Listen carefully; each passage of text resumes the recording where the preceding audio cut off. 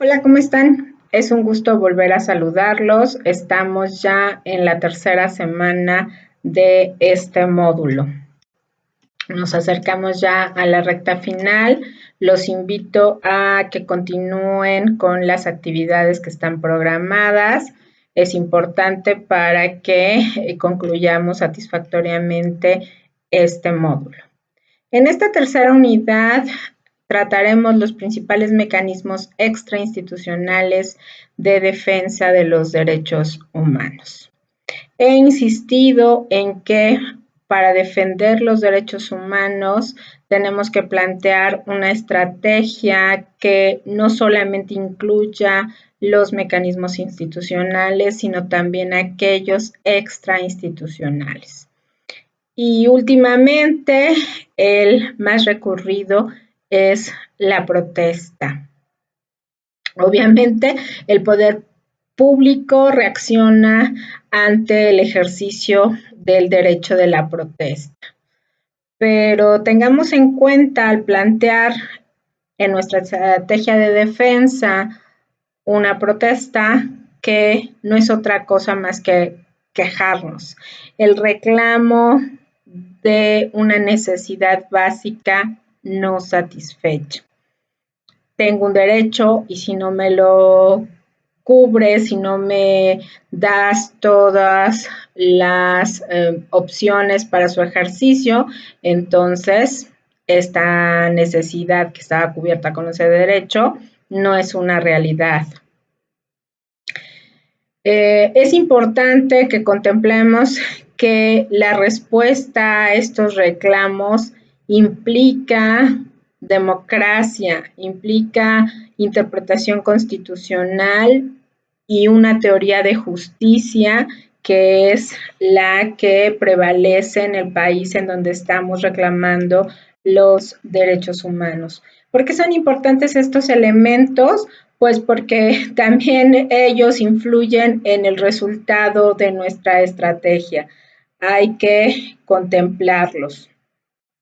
Si bien es cierto, la Constitución protege a las mayorías, sus aspiraciones democráticas, también lo es que tiene o resguarda los derechos de los individuos. Hay cosas que no se pueden conceder, pero tenemos que tener claro cuáles son los derechos democráticos que contempla nuestra Constitución y cuáles son los derechos individuales a los que tenemos acceso gracias a esa Constitución. Y entonces esta lucha entre el tema colectivo y quizás el tema individual nos genera una tensión, ¿no? En todos los países los textos constitucionales tienen esta problemática, ¿no? Aspiraciones que en un momento dado pueden chocar y generar una protesta, una queja. Otra situación que genera aspiraciones encontradas y que también están contempladas en la Constitución son la protección de los derechos humanos y la protección de la democracia. Ante estos conflictos, entonces, se genera la protesta social. ¿Y quiénes tienen que resolver estos conflictos? Los jueces. Tienen que intervenir para dirimir las controversias, pero realmente los jueces toman conciencia de lo que está en juego, de cuál va a ser el resultado con su decisión. Pues en cada decisión hay que reflexionar qué tipo de democracia es a la que aspiramos. Una democracia restringida, elitista, basada en el principio de desconfianza, o en una democracia más inclusiva y amplia, en donde lo que privilegie es el principio alternativo de confianza. Es importante que el juez confíe en el ciudadano, en la capacidad colectiva, pero sobre todo en la discusión pública. Tiene que saber que con sus decisiones abona el proceso colectivo de reflexión y amplía las aspiraciones democráticas. al discutir colectivamente hay varias preocupaciones. Por ello es importante que se otorgue la voz a aquellos a quienes más les afectan las decisiones políticas. Que estos grupos que por lo regular son minoría digan lo que piensan. Pero hay que cuidarlos porque recuerden que en el momento en el que cedemos el control de los recursos económicos y de las armas al poder político, criticar sus abusos puede generar o poner en riesgo a quienes los critican. Entonces es importante que también tengamos en cuenta que quien alza la voz corre riesgo. Sobre esto, las cortes nacionales tienen que tener mecanismos de custodia para estos debates públicos, para que estos debates trasciendan en beneficio de los derechos de las personas. Cuando nos enfrentamos a dificultades para expresar nuestras preocupaciones, siempre habrá necesidades insatisfechas. Y entonces quienes las padecen tienen pocas posibilidades de expresar sus reclamos al poder público y que esas necesidades o esos derechos que han sido vulnerados no sean atendidos debidamente. Para conseguir que a todas o a la inmensa mayoría dentro de un país, todas o casi todas sus necesidades sean satisfechas, es importante que tengamos presente que enaltecer la democracia es ir más allá de la Constitución. Que en una resolución judicial se argumente a favor de una satisfacción progresiva de las necesidades básicas. El Poder Judicial es el poder idóneo para defender a las minorías, es cierto, pero también debe tener presente que hay una posibilidad de reflexión sobre estos problemas que aquejan a esos grupos minoritarios y que si no lo hace en forma profunda, pueden quedar desprotegidos estos grupos. Los jueces deben asumir un compromiso urgente de defensa hacia los grupos más débiles de la sociedad. Tienen que asegurar su protección y marcar una tendencia en las decisiones judiciales en favor de la defensa de los derechos de este grupo. En tal virtud, los jueces tienen un rol de vanguardia.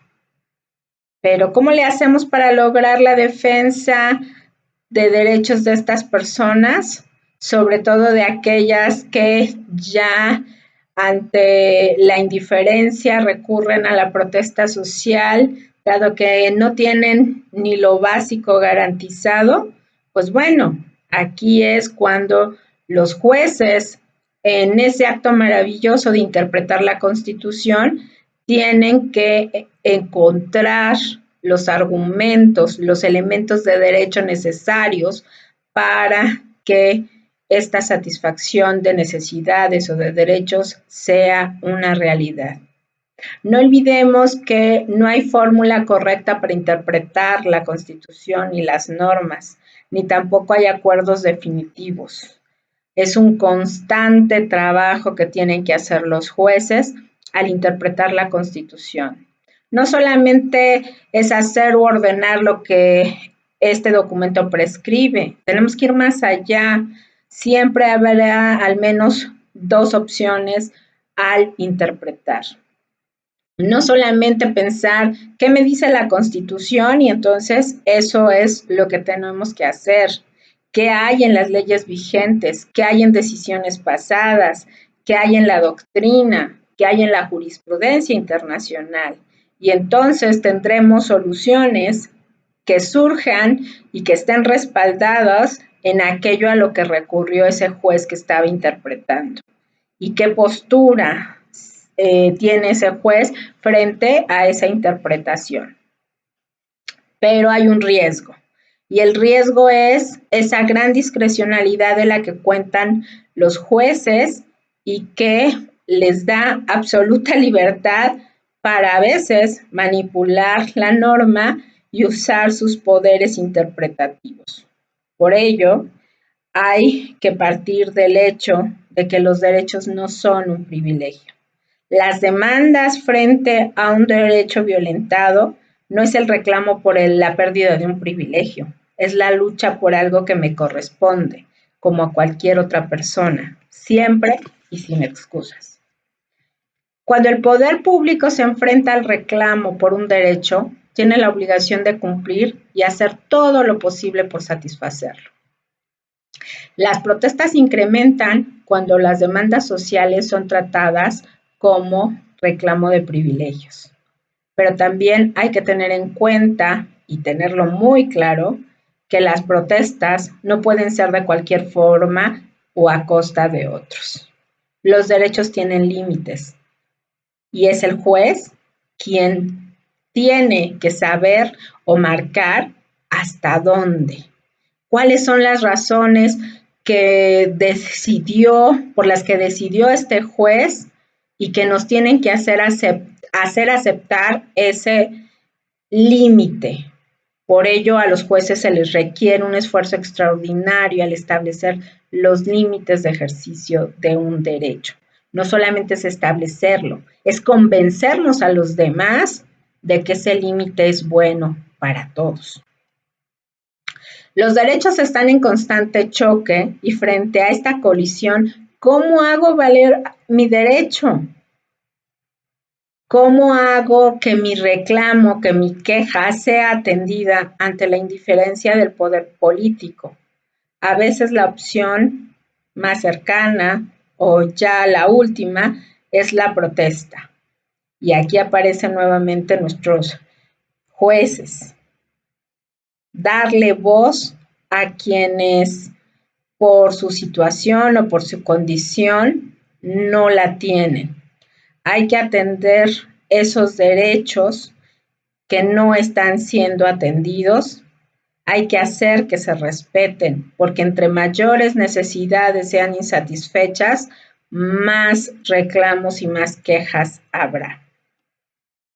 Tal es la responsabilidad al ejercer como juez que debe reflexionarse en cómo se integran los tribunales, que al defender un derecho se tenga el control sobre qué es lo que estamos demandando, cuáles son esas necesidades, pero cuál es también la solución que deseamos.